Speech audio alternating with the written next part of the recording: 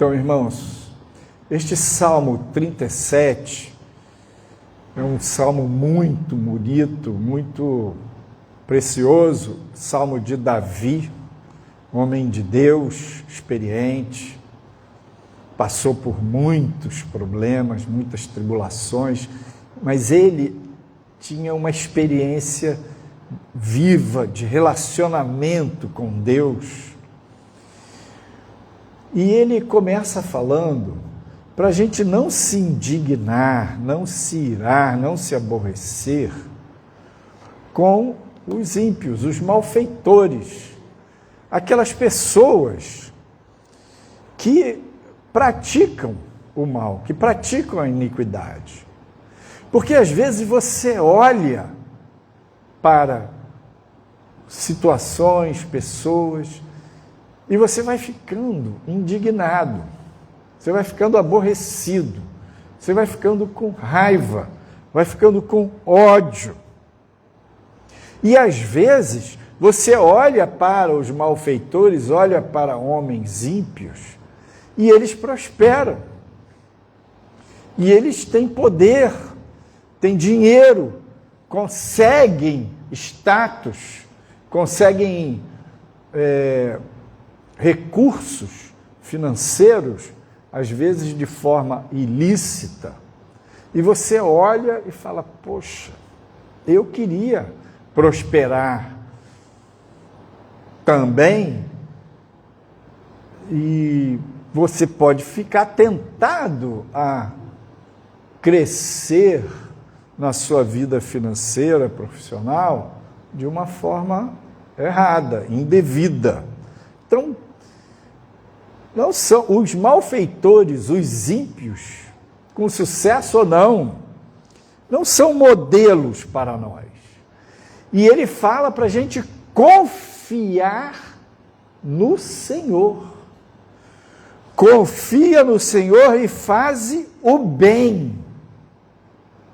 E ao longo do Salmo ele vai comparando então aquele que confia no Senhor, aquele que teme a Deus, o justo, com o malfeitor, o ímpio, o homem mau, e ele vai falando dos desdobramentos.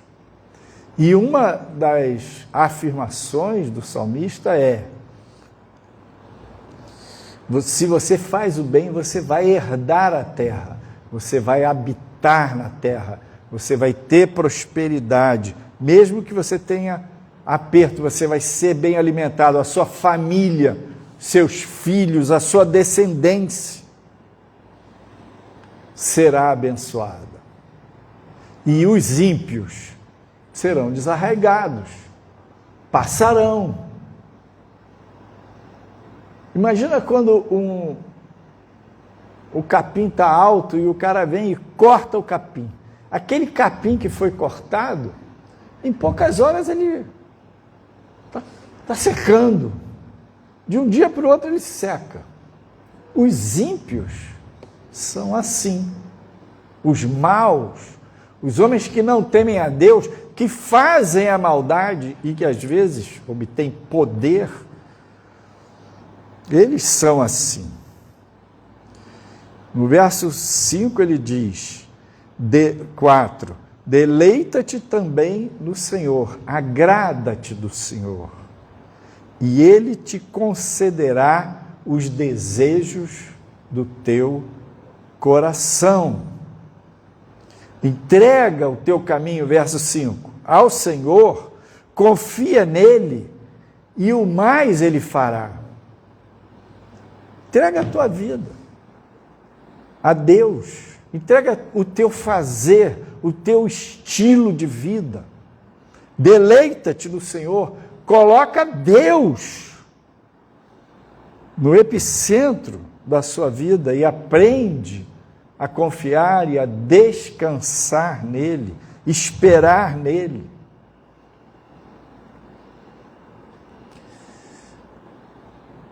Então, irmãos, o temor a Deus, diz a Bíblia, é o princípio da sabedoria. Aprender a honrar, respeitar, amar a Deus, ter esse respeito que é o temor, sabendo que Deus é juiz dos vivos e dos mortos. Quando a gente vê os ímpios, os maus, os malfeitores prosperando, parece que eles estão se dando bem e às vezes nós estamos numa situação difícil de aperto, mas Deus é o juiz. Deus vai exercer justo juízo a toda obra. Em toda má obra, Deus executará justiça e juízo.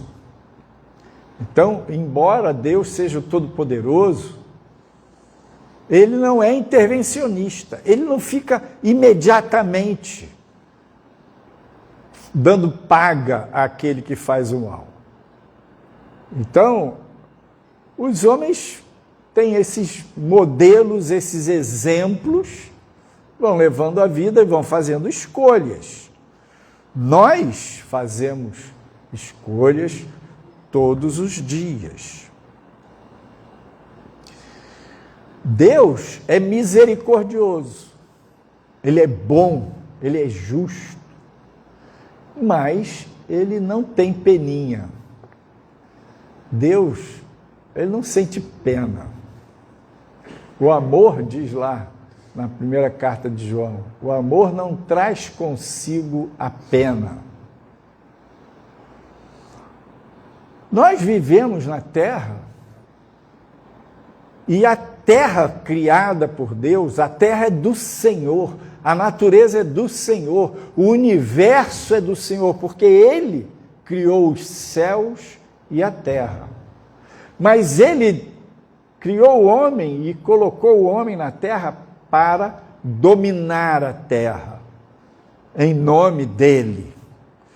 Deus deu autoridade ao homem para exercer a liderança na terra, governar a terra e desenvolver a civilização numa base de relacionamento com Ele.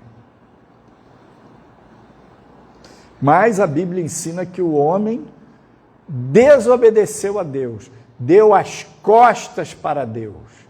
E aquele bastão da liderança que Deus havia dado para o homem, ao desobedecer a Deus, obedeceu o diabo, a serpente, Satanás.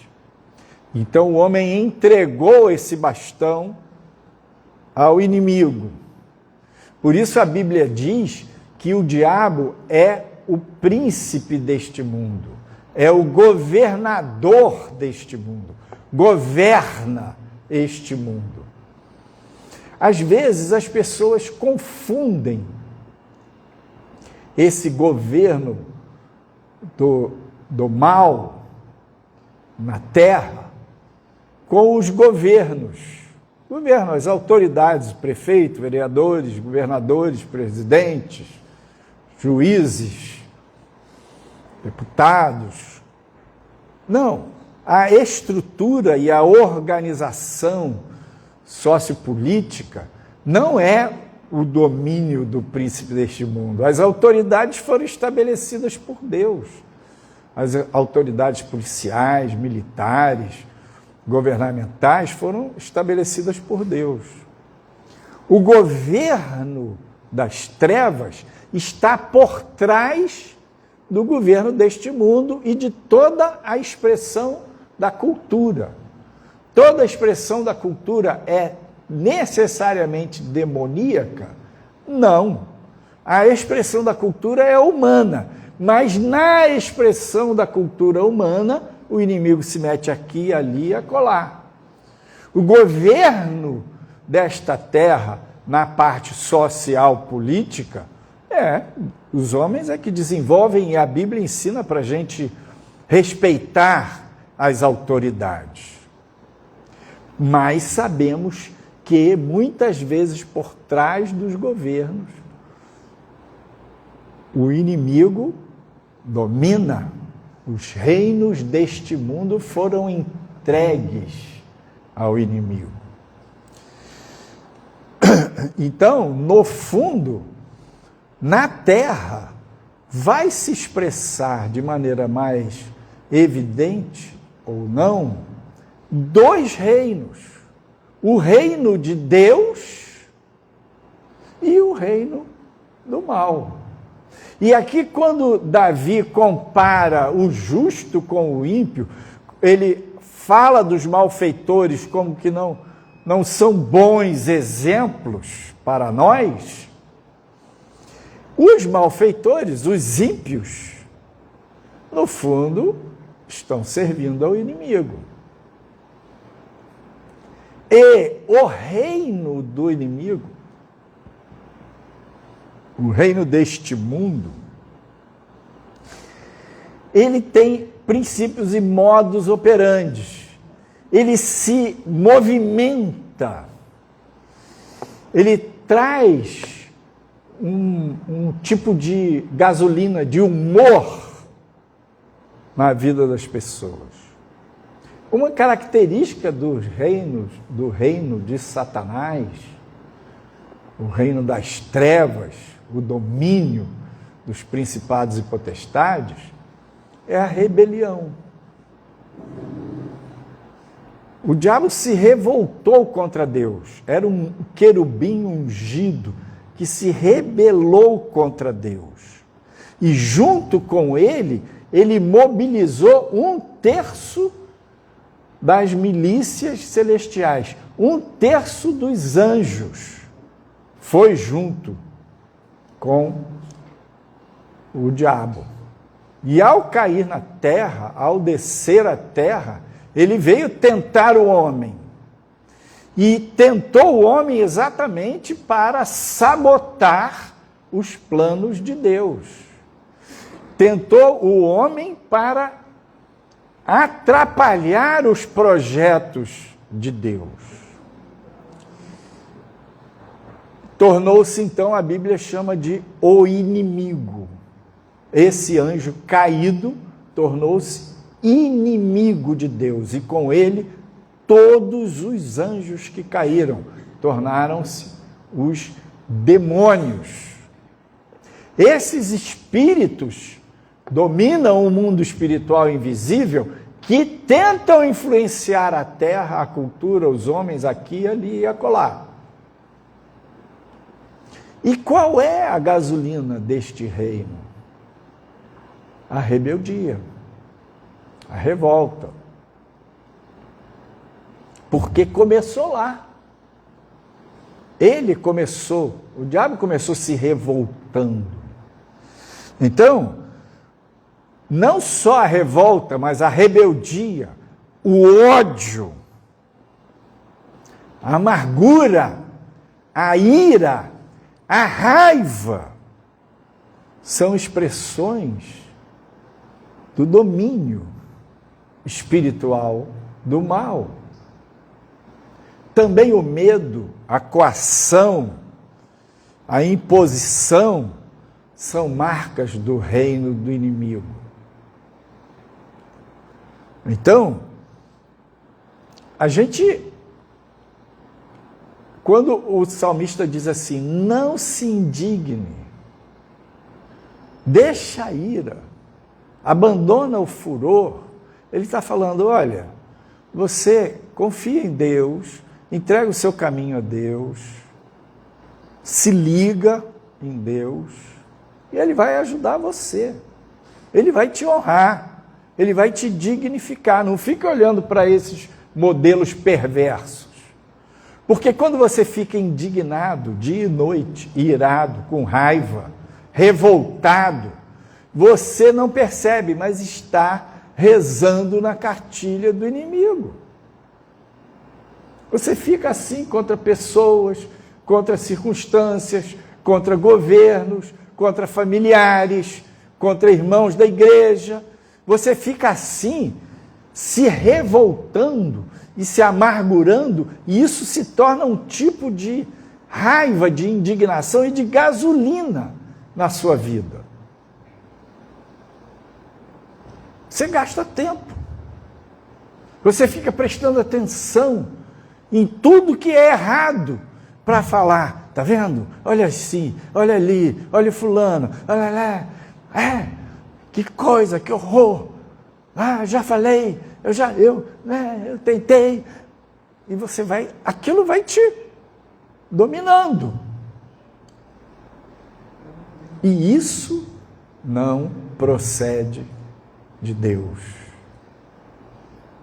E às vezes você não só fica indignado, mas você começa a falar, a querer mudar, a falar mal, tentar denunciar e ficar de dedo em riste apontando. Está gastando energia à toa. O reino de Deus, que se contrapõe ao reino do inimigo, ele é regido pelo princípio da autoridade. A autoridade suprema é Deus. Deus é o Senhor. E a Ele devemos respeito, reverência, temor. Então, quando você está na vida diante de situações difíceis, no fundo você é instado, pressionado a rezar numa cartilha ou na outra. Na cartilha da revolta, da rebeldia, da ira, da raiva, da indignação, da amargura, ou na cartilha do confia, entrega. O Senhor vai fazer a sua justiça brilhar como o meio-dia. Não te indignes. Deixa a ira. Abandona o furor. Mas aconteceu isso, aconteceu aquilo. Segue fazendo o certo. Faz o bem.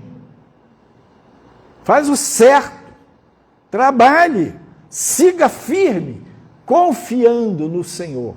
E Ele vai prosperar o teu caminho. E não tem demônio que vá interditar. Por quê? A sua aliança é com Deus.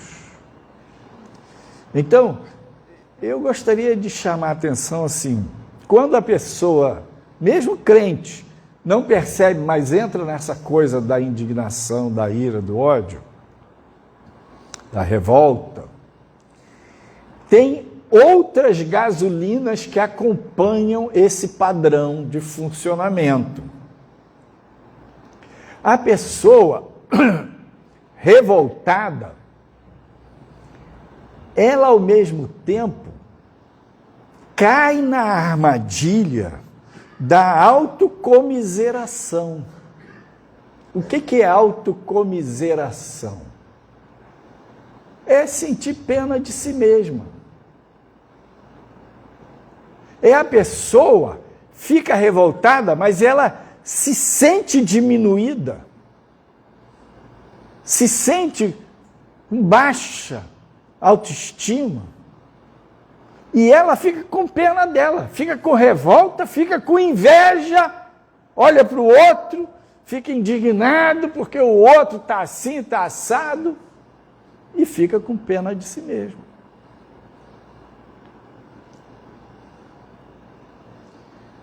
E começa a se queixar, fica reclamando. Então, a rebeldia, o ódio, a raiva, a indignação desse tipo, junta com a peninha de si mesmo, com a autocomiseração, junta com a murmuração, a pessoa começa a reclamar. Reclama de manhã, de tarde, de noite, reclama do tempo, reclama do dia que está chuvoso, que está sol, que calor, que isso, que aquilo. Reclama da comida, reclama da casa, do pai, da mãe, do marido, da esposa. Reclama. Se revolta.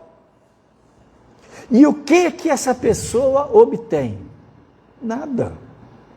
Porque quando você está com revolta E, ao mesmo tempo, com pena de si mesmo, você vai entrar num beco sem saída.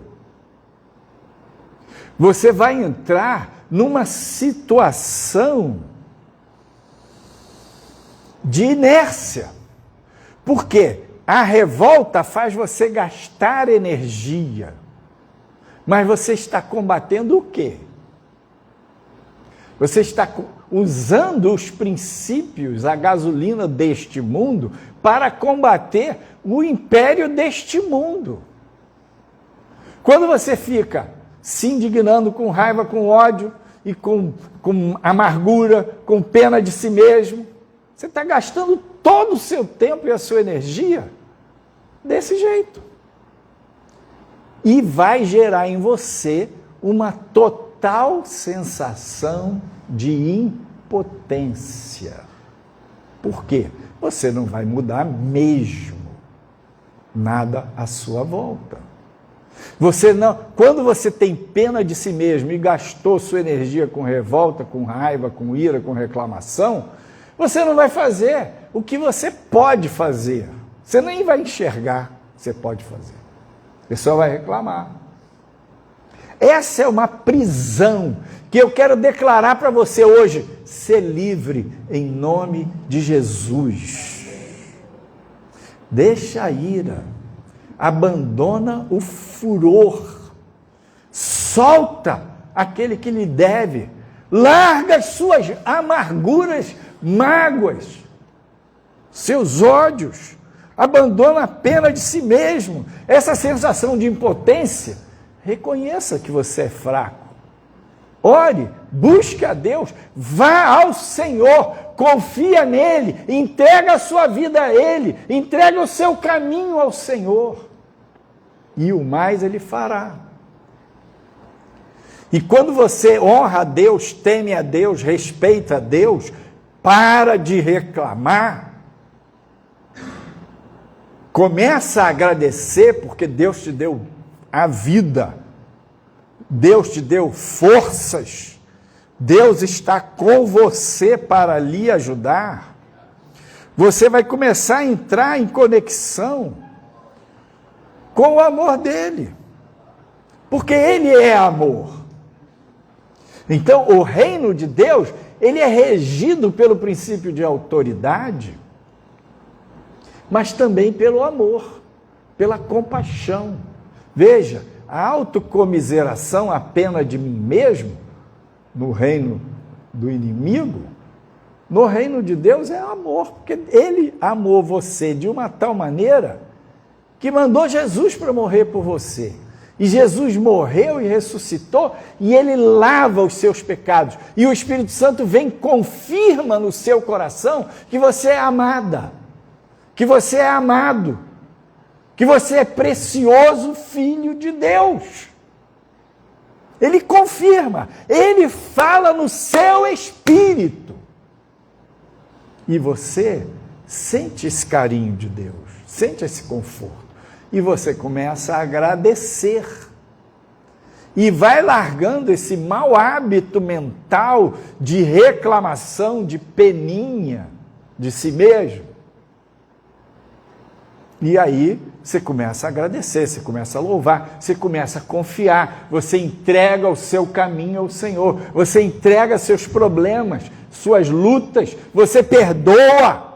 Você pede perdão, você sente a sua impotência, a sua fraqueza, mas você vai a Deus e Ele diz: meu filho, eu te dou a mão, vamos lá, levanta, respira fundo, faz de novo, estuda mais um pouco, se esforça, faz bem feito o seu trabalho. E aí, é impressionante porque você sai daquele beco sem saída, daquela caixinha de cadeia, de revolta, de amargura e impotência, e você começa a fazer o que está ao seu alcance. Deus vai lhe inspirar para fazer a sua parte. Então, o reino de Deus é movido pelo temor a Deus, pelo princípio de autoridade, pelo amor. e também pela proatividade, porque Deus lhe deu livre-arbítrio, porque Deus lhe deu responsabilidade, porque com Ele você se torna agente da própria vida. E aí as coisas começam a dar certo. E as coisas dando certo, você louva mais ainda, você agradece mais ainda, você se submete mais ainda, você se rende, você confia no Senhor, você para de ficar olhando para o ímpio como seu exemplo, você para de se indignar, de ficar com raiva disso, daquilo outro, de estruturas deste mundo. Você começa a crer: o Senhor é justo e Ele é poderoso. E o ímpio vai ser como a erva, de um dia para o outro seca. Quando você olhar, ele não está mais ali. E você segue. E Deus vai iluminando você e você vai vendo um caminho para percorrer. Então, entrega o teu caminho ao Senhor, confia nele, e o mais Ele fará. Veja os versos 23 a 27, a gente leu de 1 a 11, né? É grande o salmo. O 23 diz assim: os passos de um homem bom são confirmados pelo Senhor, e deleita-se no seu caminho. Deus se agrada, né, dos seus passos. Ainda que caia, não ficará prostrado, pois o Senhor o sustém com a sua mão. Fui moço e agora sou velho, mas nunca vi desamparado o justo, nem a sua descendência a mendigar o pão. Compadece-se sempre e empresta, e a sua semente é abençoada. Aparta-te do mal e faze o bem, e terás morada para sempre. Oh, aleluia, glória a Deus! O reino de Deus é o reino da verdade, é o reino da justiça, é o reino do bem. E muitas vezes a gente cai na armadilha de colocar a nossa esperança nos homens. A solução para os problemas da humanidade, a gente olha para os homens, para a política, para a ideologia, para a ciência, para a tecnologia, para as artes. A gente acha que dali vem a salvação para a humanidade, mas não vem. Graças a Deus pela política, pela ciência, pela cultura, pelas artes. Graças a Deus. Mas a solução para a vida, para a existência, o perdão dos seus pecados não vem de nada daí. Então, quando a pessoa coloca a esperança nesse lado da cultura humana, que por trás está sob a influência do inimigo, também sofre a influência do reino deste mundo, a pessoa vai cair no engano. Que o Senhor visite a sua mente, o seu coração, e você coloque o seu entendimento na palavra de Deus. Que você decida seguir o caminho do bem e se apoiar completamente no Senhor e crer que Deus é justo, perfeito, bom, e que Ele há de exercer juízo a toda má obra, e Ele há de exercer justiça e juízo contra os maus. E você não tem que ficar querendo exercer justiça com as suas próprias mãos. Não gaste tempo com isso. Solte, siga fazendo o que é certo, siga fazendo o bem, confia no Senhor. Agora, joga fora a murmuração, joga fora a sua rebeldia, que está misturada com o seu olhar crítico demais. Pode ficar parecendo para você que as pessoas que amam a Deus, que temem a Deus, são conformadas, são acomodadas, são fracas. Digo para você, um homem, uma mulher que teme a Deus, que segue o Senhor, é conformado com a palavra de Deus e não com o mundo. É configurado, organiza o seu modo de pensar, de ser e viver com os princípios da palavra de Deus. Mas não se torna conformista, uma pessoa acomodada e completamente passiva. Não. O servo do Senhor pode ser manso, mas é guerreiro. Pode não ser um revoltado, um rebelde. Aprende a respeitar as autoridades, não fica reclamando, apontando o dedo, mas é firme. Não é banana podre, não. Então, o que Deus tem para você é ser uma pessoa coerente. O que Deus tem para você é ser uma pessoa consistente, firme. E firmado aonde? Na rocha. O Senhor é a rocha. É Ele que vai sustentar você. Portanto, entrega o teu caminho ao Senhor. Confia nele. E o mais Ele fará.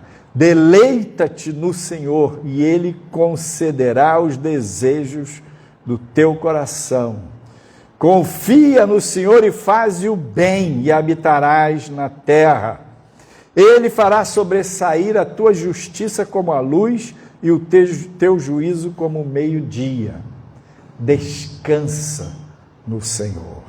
Então, não te indignes por causa daquele que prospera no seu mau caminho. Deixa a ira, abandona o furor, chega de rezar nessa cartilha. E faz o certo, faz o bem, que o Senhor será contigo.